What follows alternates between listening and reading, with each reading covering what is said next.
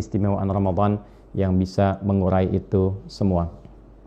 Teman-teman sekalian, seperti dijelaskan di banyak ayat di dalam Al-Quran, termasuk penjelasan dari Nabi SAW, di antara sumber maksiat yang seringkali muncul dari perilaku, dari diri setiap manusia adalah hasil provokasi setan yang diikuti.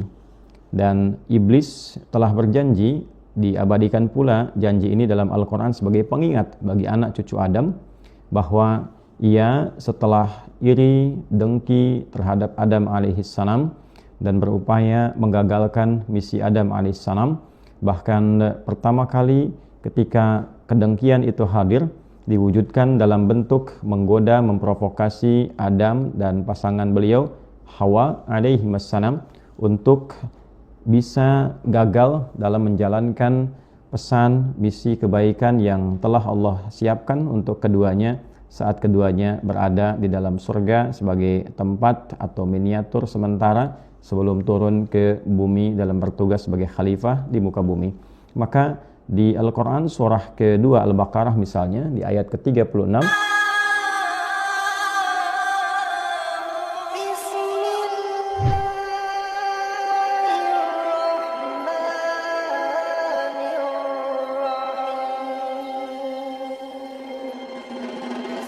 sifat dan sikap yang tidak diperkenankan sebelumnya, dan tentu itu juga ada hikmahnya.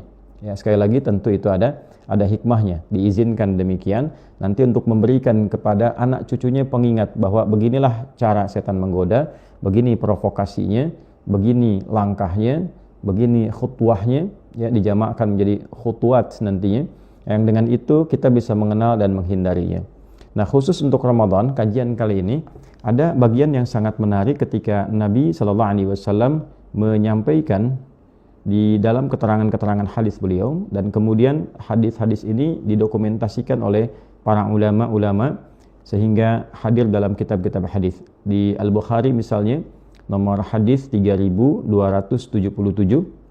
kemudian di hadis riwayat Imam Muslim nomor hadis 1079, dan demikian pula di dalam Sunan An-Nasa'i nomor hadis 2100 yang seluruh sanadnya tersambung pada sahabat mulia Abu Hurairah radhiyallahu taala anhu. Jadi kalau kita urutkan seperti pernah di awal kesempatan saya sampaikan dari Nabi sallallahu alaihi wasallam, kemudian Nabi sampaikan di kalangan sahabat, ya, ditangkap oleh di antaranya sahabat Abu Hurairah radhiyallahu taala anhu, disampaikan pada generasi setelahnya sampai kemudian tiba di era Imam Al-Bukhari, didokumentasikan itu dalam bentuk tulisan yang dikodifikasikan, kemudian juga muridnya Imam Muslim mengkodifikasikan itu dan dilanjutkan juga oleh Imam An-Nasa'i dalam kitab sunannya, sehingga kitab-kitab itu kemudian diteruskan oleh para ulama setelahnya, diajarkan pada generasi setelahnya, dicetak sampai sekarang hadir kitabnya bersama kita dan kita bisa akses itu untuk dipelajari.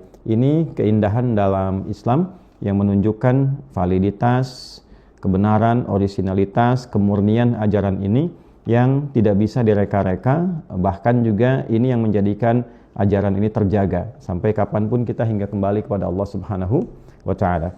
Nah, apa bunyi hadis terkait dengan keistimewaan Ramadan? Pembahasan kita saat ini adalah tentang keistimewaan Ramadan yang terkait erat dengan provokasi setan, bagaimana Ramadan itu mengandung keistimewaan yang bisa menghentikan provokasi setan atau godaan-godaan setan. Nanti di edisi yang berikutnya kita akan mempelajari, ya, setan itu siapa, cara kerjanya bagaimana, sehingga dengan mengenali itu semua kita juga bisa melakukan langkah preventif.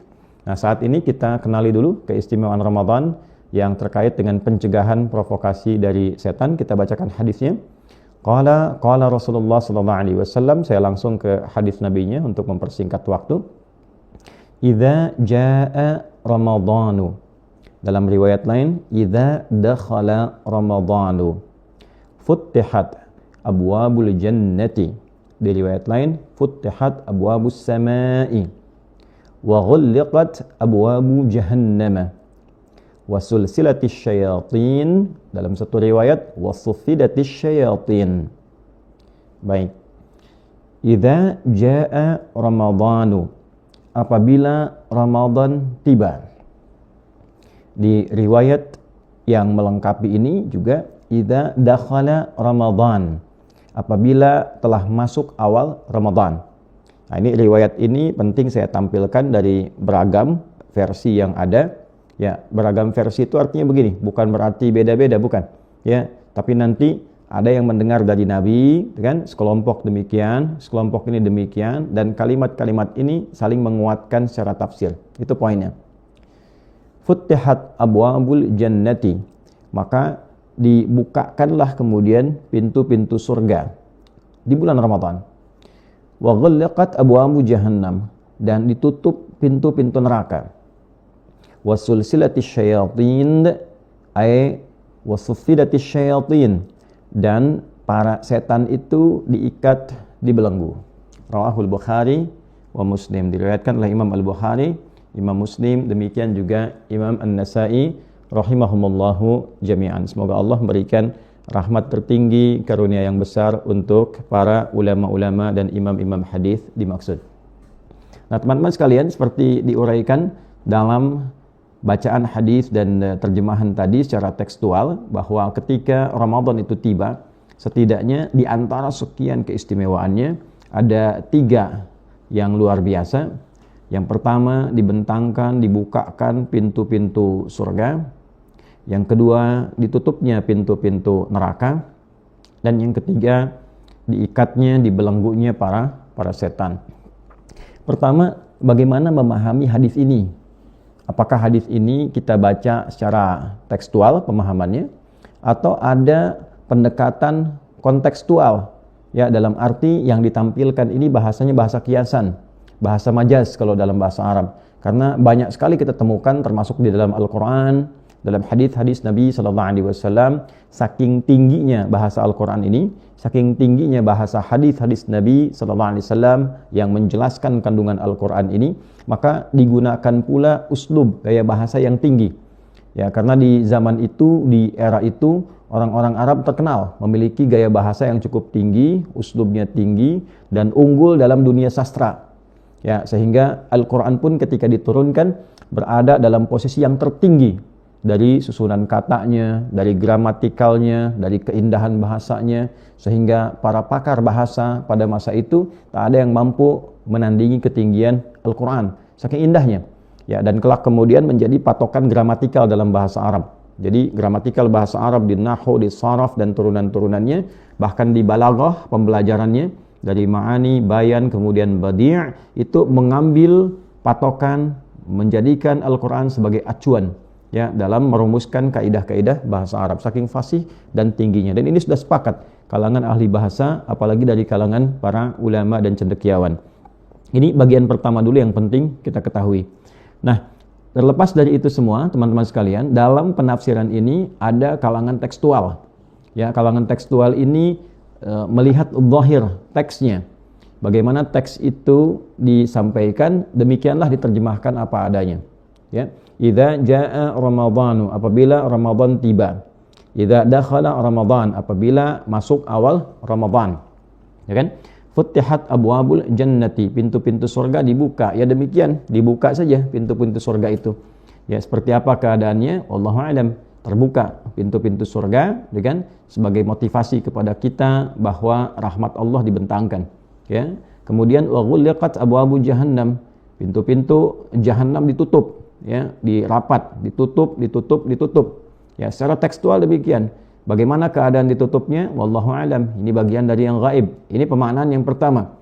Ya, di antara keimanan kita, iman kepada yang gaib. Alladzina yu'minuna bil ghaibi. Pada hal-hal yang belum kita ketahui, kita yakin terlebih dahulu karena informasinya disampaikan oleh Allah Subhanahu wa taala.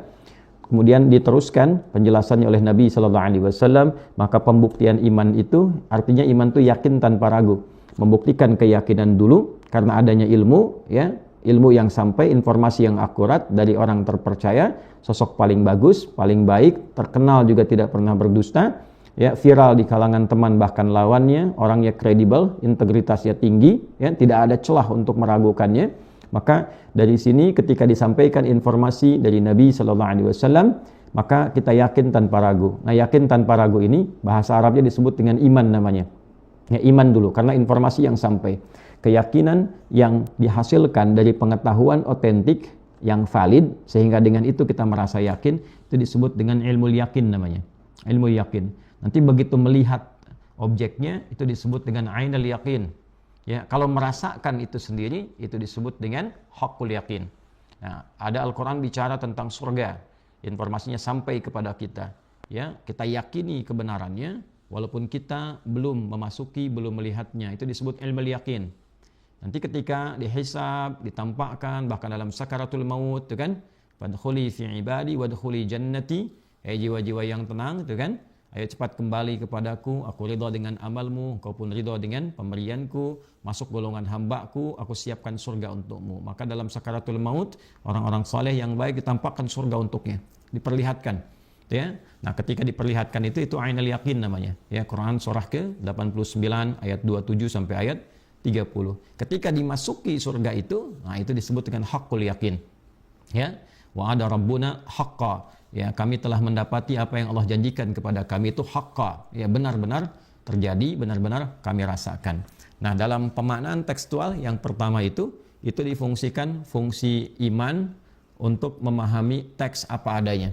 Jadi ketika Ramadan tiba, pintu surga dibuka, ya, pintu neraka ditutup. Bagaimana keadaan dibuka ataupun ditutup? Wallahu alam keadaannya, tapi kita yakini hal itu terjadi. Wasuffidatis syayatin wa sulsilatis syayatin, dua lafaz, dan para setan pun dibelenggu, diikat ya ketika Ramadan tiba. Jadi kalangan tekstualis memahami ya diikat, ya betul-betul diikat. Apa adanya kemudian diikat ketika Ramadan tiba. Nah, maka pertanyaannya, mengapa ketika Ramadan itu tiba, Ramadan datang, hadisnya mengatakan dengan terjemahan yang tadi kita ulas, setannya dibelenggu, diikat, tapi masih ada yang maksiat. Sedangkan di awal pengantar tadi kita katakan bahwa sumber maksiat terjadi akibat provokasi setan. Artinya setannya aktif, ya, beraktivitas. Jadi kalau sekarang kemudian Ramadan tiba, setannya dibelenggu, ya, tidak memiliki kemampuan untuk menggoda, maka bagaimana penafsirannya? Seperti apa? Gitu ya? Kok bisa setan dibelenggu sementara maksiatnya masih terus berjalan? Nah, maka kalangan tekstualis di sini memberikan beberapa penafsiran. Ya, di antara contohnya ada yang memberikan pernyataan bahwa kalau nanti kita buka syarah hadis ini dari kalangan-kalangan setan tertentu. Ya, jadi ada beragam jenis setan. Kalau kita ngaji lagi lebih dalam nanti di antara setan-setan yang paling aktif itu ada 9 jenis, itu kan? Ada setan di rumah tangga, ada setan yang bahkan bertugas di masjid, ada setan yang berdinas di lingkungan pasar-pasar, gitu kan? Dan sebagainya, tempat-tempat yang tidak baik banyak, di tempat-tempat yang kita ibadah pun ada, gitu kan? Nah, ada beberapa kalangan-kalangan setan ini yang betul-betul terikat. Di antaranya setan-setan yang berusaha mendengar informasi dari langit, ya, setan-setan yang tidak terbiasa dengan Al-Quran. Karena itu ada yang menafsirkan bahwa ini khusus untuk malam, kalau siang masih ada yang menafsirkan khusus untuk nuzulil Quran. Nah, ini kalangan tekstualis memahami demikian. Ada juga yang menafsirkan seperti ini, karena hadisnya tentang awal Ramadan, idza jaa Ramadan, idza dakhala Ramadan. Nih ada redaksi apabila Ramadan masuk. Maka kalangan tekstualis ada yang menafsirkan, wah ini awal Ramadan. Ya, jadi karena rahmat Allah sedemikian tinggi, pintu surga dibuka, pintu-pintu jahanam, pintu neraka ditutup, ya, ada di antara rahmatnya setan dibelenggu khusus awal Ramadan. Ada penafsiran demikian. Ya, sehingga awal Ramadan itu saking tingginya, bahkan luasnya rahmat Allah Subhanahu wa taala menjangkau semua kalangan, tiba-tiba jadi baik. Ya, untuk memberikan satu penguatan bahwa setannya terbelenggu. Ya, jadi agak unik gini, ketika Ramadan tiba itu pencuri bisa berhenti, kan? Koruptor bisa berhenti, penipu bisa berhenti, bahkan yang paling unik yang mungkin biasa mencuri, biasa yang korupsi, biasa menipu, biasa maksiat, kan? Itu bisa mengucapkan marhaban ya Ramadan. Selamat datang Ramadan, selamat menunaikan ibadah puasa, kan? Biasa mencuri, biasa korupsi, tiba-tiba awal Ramadan ya bisa mengatakan marhaban ya Ramadan, selamat menunaikan ibadah puasa, semoga Allah menerima puasa kita semua, ya. Nah, ini menunjukkan bahwa kalangan tekstualis memberikan pernyataan ini, menunjukkan bahwa apa yang Nabi sampaikan itu benar. Ya, setannya terkunci itu, ya, terbelenggu di awal Ramadan. Ya, setelah itu wallahu alam mungkin terjadi lagi hal-hal yang tidak diinginkan. Nah, ini gambaran yang pertama, teman-teman sekalian. Kemudian ada gambaran pertengahan. Pertengahan itu tekstual tapi sedikit memberikan paparan yang lebih mengarah kepada konteks juga. Ya. Yang kedua ini memberikan batas dengan kalimat iman. Saya ulangi dan saya tekankan, memberikan batas dengan kalimat iman lil mu'minin, karena mengambil satu hikmah dari keterangan di Al-Quran ketika Allah Subhanahu wa Ta'ala membuka rangkaian ayat puasa dengan kalimat iman di Al-Baqarah ayat 183. Ya ayyuhalladzina amanu kutiba alaikumussyam. Hei orang-orang yang telah menyatakan dirinya beriman kepada Allah, diwajibkan bagi kalian menunaikan puasa Ramadan, kan? Nah, karena dibuka dengan kalimat iman di awalnya, maka ada yang memberikan penafsiran pertengahan antara tekstual dengan yang kontekstual. Apa penafsirannya? Ini berlaku bagi orang-orang yang beriman, yang mau menunaikan puasa dengan benar. Artinya, kalau ada orang yang menunaikan puasa, tapi puasanya tidak benar, tidak diiringi dengan iman, maka tidak berlaku hadis ini. Ya, bukan hadisnya yang tidak benar, maknanya tidak bisa dirasakan karena puasanya tidak dijalani dengan iman. Itu poinnya. Ya, jadi ketika Nabi SAW menjelaskan dalam hadis lain, misalnya di Al-Bukhari nomor hadis yang ke-38, juga nomor hadis yang ke-2014 dari sahabat Abu Hurairah radhiyallahu taala anhu, dari Nabi SAW ketika beliau menyampaikan man shoma ramadhana imanan wahtisaban. Nah, ini ada keselarasan makna di sini. Ya, siapapun yang menunaikan puasa Ramadan dengan keimanan, artinya karena Allah, ya kalau sudah iman sudah pasti ya dia kerjakan karena Allah dan dia hindari maksiat. Karena iman itu tidak akan pernah mengantarkan pada maksiat. Nabi SAW pernah bersabda dalam hadis yang lain, la yasriqul mu'min 'indama yasriqu fahuwa mu'min. Tidak mungkin orang yang punya iman itu mencuri, menipu, korupsi, ya kalau ada iman dalam dirinya. Ketika dia akan melakukan perbuatan dimaksud, imannya akan mencegahnya. Ya, ketika terfikir, iman akan menghambatnya. Jadi nggak mungkin ada koruptor yang masih ada iman dalam dirinya ketika dia korupsi, itu nggak mungkin. Ya, nah ada penipu, ada pezina, ada perampok ketika melakukan itu, ya ada iman dalam dirinya. Artinya imannya bermasalah, kan? Wahtisaban, dan dia kerjakan ikhlas karena Allah untuk mengevaluasi dirinya. Ghufira lahu ma taqaddama min dzambi. Orang-orang demikian berpotensi diampuni seluruh dosa-dosanya. Jadi orang yang pengen diampuni itu kan meninggalkan maksiat, menghindari maksiat. Nah, jalan untuk mendapatkan kekuatan menghindari maksiat itu diantaranya dengan menunaikan puasa. Karena itulah ayat puasa dibuka dengan kata iman. Ya ayyuhalladzina amanu. Di hadis ditafsir dengan iman. Man shoma ramadhana imanan wahtisaba. Jadi orang-orang yang puasanya benar, dia berupaya menunaikan puasa dengan imannya untuk menghindari dosa, bahkan supaya dosanya digugurkan. Nah, oleh karena itu ketika dia kerjakan dengan imannya, tidak mungkin dia mengikuti provokasi setan. Dalam kondisi itulah setan terikat, tak mampu menggoda orang-orang seperti ini, ya, diikat tangan-tangan mereka, tak punya kemampuan menggoda orang yang puasa dengan benar. Artinya, kalau ada orang yang tidak menunaikan puasa dengan benar, ya, ada orang-orang yang tidak berusaha menjalani puasa untuk mengoreksi dirinya, mengevaluasi diri, maka pengertian di kalangan pertengahan ini, ya makna hadis ini tidak berlaku untuknya, ya karena tidak ada kesungguhan untuk menunaikan puasa Ramadan dengan baik. Jadi terbelenggunya setan, diikatnya setan, ini menunjukkan terbelenggu ia, ya, tidak mampu menggoda orang yang menunaikan puasa dengan baik. Nah, teman-teman sekalian, pada penafsiran ketiga, nah ini yang kontekstual, yang memahami konteksnya apa ini. Secara lafaz begini, dikaji, oh arahnya ke sini, konteksnya seperti ini. Nah, ini memadukan antara awal dengan yang pertengahan tadi, tapi memberikan pemahaman yang lebih komprehensif. Nah, teman-teman sekalian, ini membahas yang pertama dari fungsi puasa dulu. Ya, jadi fungsi puasa itu kalau kita uraikan di Kitabus Shaum saja, Imam Al-Bukhari itu sampai menampilkan kurang lebih 121 hadis. 69 subtopik dalam tema Kitabus Shaum, ya, di halaman 280 kitab kami, di topik yang ke-30 topik 30 Kitabus Shaum, kemudian ada subtopiknya 69 kurang lebih, kemudian ada hadisnya 121. Nah, kalau kita kumpulkan rangkaian hadis-hadis ini, sesungguhnya di dalamnya ada pembinaan, penguatan pada seluruh bagian kehidupan tubuh kita. Ya, ada pembinaan terhadap rohani, rohiyah kita, ada pembinaan terhadap aspek intelektual, karakter intelektual di akal kita, aklani, ada pembinaan terhadap karakter kinerja di fisik kita, jasmani. Jadi semua ini dibina, bagaimana menggunakan fungsinya dengan benar, rohnya benar, akalnya sehat, fisiknya juga kuat. Nah, dalam konteks ini juga dipandu supaya menghindari hal-hal yang melemahkan dari sifat maksiat.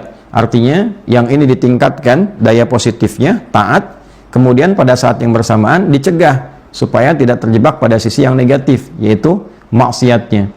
Nah, dalam pelatihan Ramadan ini tiga-tiganya diaktifkan ini, ya, baik fisik, jasmani, aklani, kadar intelektualnya, ya. Karena itu fisik kita terus ya berlatih meningkatkan ibadah, amal soleh, dari mulai yang fisikal langsung seperti sholat, gitu kan, yang lisan banyak zikir, baca Quran, yang harta intelektual banyak kultum di masjid-masjid, banyak kajian, banyak pembahasan, tanpa sadar itu, ya, tanpa sadar. Artinya hadis-hadis yang ditampilkan itu betul-betul wujud dalam praktek kehidupan kita, fitrah kita tergerakkan dengan itu, ya. Ini menunjukkan kebenaran Islam, kita bertuhan ini, ya, dengan sendirinya banyak kajian di mana-mana. Artinya ini benar apa yang disampaikan Quran, apa yang ditegaskan hadis itu betul, ya, valid. Kalau sudah seperti ini tanda kebenaran agama. Harusnya kita terdorong untuk betul-betul bertuhan, kembalikan kepada Allah Subhanahu wa taala. Kemudian mengisi kebutuhan spiritual. Secara singkatnya apa kaitan ini dengan konteks ayat dan hadis yang kita bacakan khususnya tadi? Nah, teman-teman sekalian, karena dengan pelatihan ini dia terlatih meningkatkan ketaatan dan berusaha mencegah maksiat. Berusaha mencegah maksiat. Jadi ketika dia tunaikan puasa, dia tunaikan dengan imannya, perbaiki dirinya, tunaikan dengan ihtisab, evaluasi fisiknya, evaluasi akalnya, dan dia komitmen untuk mengerjakan yang baik-baik. Ya, makanya di hadis yang pernah kita kaji di pertemuan yang lalu, ya, di antara keutamaan puasa itu subtopik yang kedua, ketika Nabi menyampaikan dalam hadis yang kita terima juga dari sahabat Abu Hurairah radhiyallahu taala anhu. Nabi mengatakan as-siyamu junnatun. Itu poinnya. Puasa itu kalau benar dikerjakan, dia akan membangun perisai dalam diri kita untuk mencegah segala perbuatan yang negatif, yang maksiat. Ya, fala yarfuth wala yajhal. Kan ketika puasa itu, ketika perisainya sudah didapatkan dalam dirinya, maka dia bisa mengontrol diri. Dia tidak berkata yang kotor, dia tidak bertindak yang tidak pantas. Janganlah engkau berkata kotor, jangan bertindak yang tidak pantas. Itu kan latihannya. Ya, tahan kata yang tidak baik, jangan lakukan yang tak pantas, fikiran arahkan pada yang baik. Ketika sudah terbiasa, muncul perisai, yang buruk-buruk hilang dengan sendirinya. Ya, wa inni mar'un qatalahu aw syatamahu falyaqul inni shaimun. Kalau ada yang provokasi, nah ini poinnya. Kalau ada yang provokasi, setan provokasi dalam bentuk yang tak tampak, jin. Makanya ada tafsir maradatul jin, jin-jin yang menyimpang, gitu kan? Jin-jin yang punya karakter buruk, auranya negatif, ya. Nah, ada juga yang tampak, annas, ya, manusia lain yang provokasi, minal jinnati wan nas. Ada dalam bentuk manusia yang provokasi, ada yang dalam bentuk tak tampak, menggoda dalam jiwa kita, ya. Falyaqul inni shaimun, maka katakan pada dirimu saya sedang puasa. Katakan saya sedang puasa. Artinya dia coba lawan itu. Jangan ikuti, jauhi. Ya kan? Kemudian pertahankan kebaikannya. Nah, sikap inilah teman-teman sekalian, dalam puasa, sikap yang konsisten, komitmen yang kuat untuk meninggalkan maksiat dan meninggikan yang taat, itu yang menyebabkan setan tak berkutik. Ya, jadi pemahaman kontekstual di sini pada bagian yang ketiga adalah ketika seorang yang puasa komitmen mengerjakan aturan puasa dengan benar. Dia jauhi yang tak baik, maksiat, dia kerjakan yang baik, taat. Nah, sikap inilah yang menjadikan setan terbelenggu. Jadi seakan-akan setannya terikat dengan amalan orang puasa ini, dengan komitmennya. Nah, itu pemahaman yang kontekstual. Ya, dengan dia meningkatkan taat itu dan mengikat setan dengan amal solehnya, tidak mengikuti provokasinya untuk berbuat maksiat, provokasi setan tadi, ya, dia tidak ikuti, maksiat kemudian dia jauhi, taat dia tingkatkan, maka terbukalah peluang pintu-pintu surga untuknya. Nah, ini pemahaman kontekstual yang ketiga tadi yang saya sampaikan. Maka pintu surga kan ada 8 ya, yang diurai. Kemudian oleh Nabi sallallahu alaihi wasallam, dijelaskan kepada kita juga bagaimana 8 pintu ini tingkatannya kan semua amal soleh. Ya, karena itu kalimat surga pertama yang ditampilkan dalam Al-Qur'an sandingannya amal soleh. Al-Baqarah ayat 25, "Wa basyiril ladzina amanu wa 'amilus solihati anna lahum jannatin tajri min tahtihal anhar." Kan? Muhammad sallallahu alaihi wasallam berikan kabar gembira pada orang-orang yang beriman, iman lagi tuh, yang dia membuktikan imannya dengan amal soleh. Makanya seringkali di Al-Quran kalimat iman bersanding dengan amal soleh. Ya, kalimat iman pertama di Al-Baqarah ayat 3 sandingannya dengan salat, alladzina yu'minuna bil ghaib wa yuqimunas shalah. Di sini bab puasa, kalimat iman sandingan amal solehnya dengan puasa. Ya ayyuhalladzina amanu kutiba alaikumus syiyam, kan? Ada yang dengan akhlak. Ya ayyuhalladzina amanu aufu bil uqud, tepati janji. Ya, ada babnya mengontrol lisan. Ya ayyuhalladzina amanu la yasraq qaumin qaum. Hai orang-orang beriman, jangan saling mencela. La yaghtab ba'dukum ba'dha, jangan bikin hoax. Itu semua amal soleh. Ya, ketika iman itu mendorong pada perbuatan amal soleh, artinya yang salah akan ditekan. Setan datang dengan salah, dijauhi oleh kita, tidak diikuti. Kita tingkatkan yang solehnya, yang taat dinaikkan, yang maksiat diturunkan. Nah, itulah kemudian yang menjadikan setan terbelenggu. Kemudian pintu-pintu surga berdasar amal soleh ini terbuka. Ya, karena itu nanti dalam hadis kan sangat viral. Ya, di hadis-hadis tentang puasa saja ada pintu khusus bagi orang puasa, amal solehnya. Namanya kan Ar-Rayyan. Ya, kalau kita ngaji nanti Kitabus Shaum kita akan temukan ya babur Rayyan, ya, bab pintu khusus untuk orang puasa namanya Ar-Rayyan. Inna fil jannati baban yuqalu Ar-Rayyan. Kata Nabi sallallahu alaihi wasallam, di dalam surga nanti ada pintu khusus disebut namanya Ar-Rayyan, la yadkhuluhu illa shaimun, ya. Tidak akan masuk lewat pintu ini kecuali ahli puasa. Fanadal munadi atau kama qala sallallahu alaihi wasallam, aina shaimun, aina shaimun. Maka penjaga pintunya kemudian mulai memanggil di yaumil hisab, mana ahli puasa, mana ahli puasa. Fa idza dakhaluhu ughliqa. Maka ketika sudah masuk